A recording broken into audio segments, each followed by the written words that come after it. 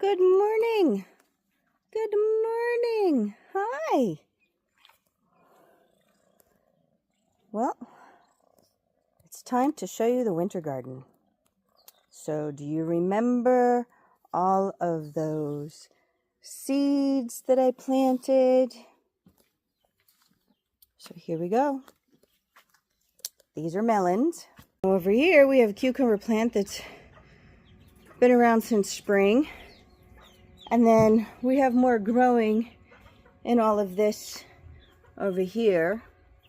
I'm not going to touch it because it's quite fragile, and if it's growing nicely in there, I'm just going to leave it. And in here, we've got some wild lettuces, maror. We have celery that's self-seeded from last year. And then over here, we've got some more cucumber growing up, popping up. And then we have little carrots over here. Yeah, we've got some carrots growing too. And I know you can't tell, but all summer I have had peppers growing in here. They started out really tiny little starts.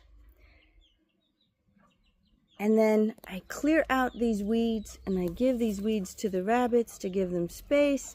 But the peppers are doing really well. How can I tell? Well, you have to recognize the plant, but they're flowering and they're giving us peppers. I've already harvested peppers from here, and we're getting more and more flowers. So the peppers are happy. And I'm of the philosophy that if the plant is happy with all the weeds around it, leave the weeds. The weeds are doing it good. If the plant is happy, producing, growing, leave the weeds. I want to show you. Look at this.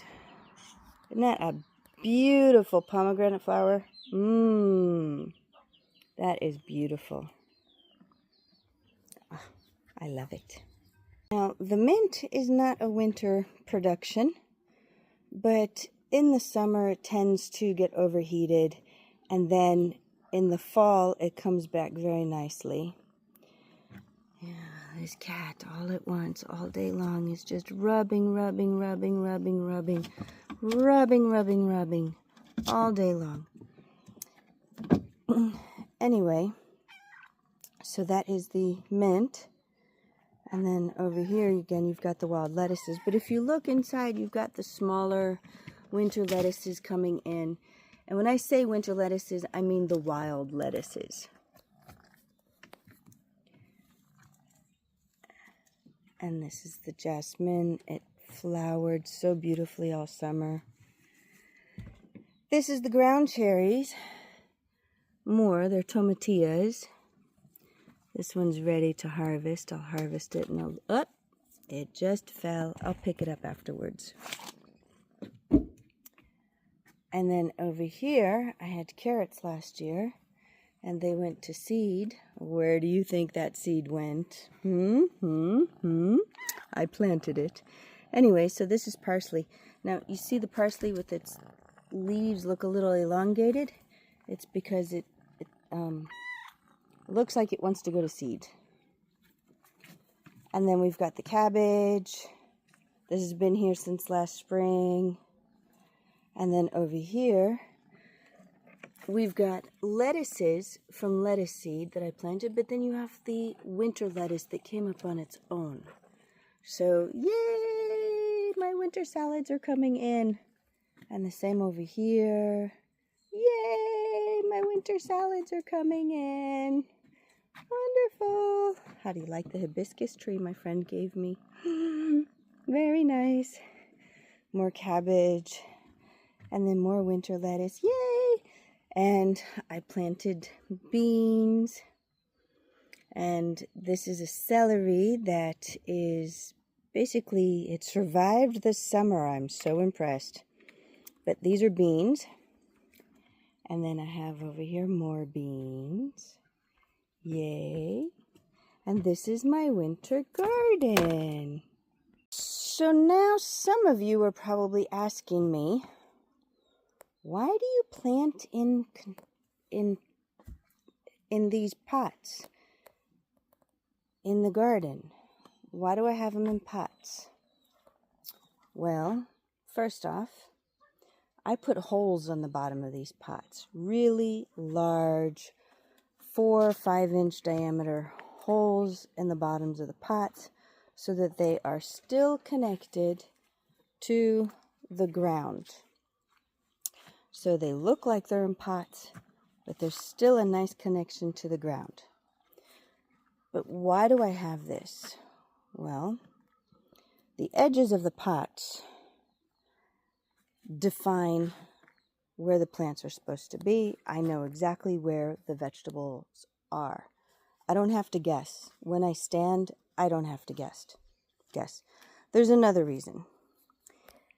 When it's hot outside and the plastic heats up during the day, it condensates in the evening, and it helps to keep the soil moist, and it helps to keep the microorganisms in the soil alive, and it prevents them from going dormant in the summer.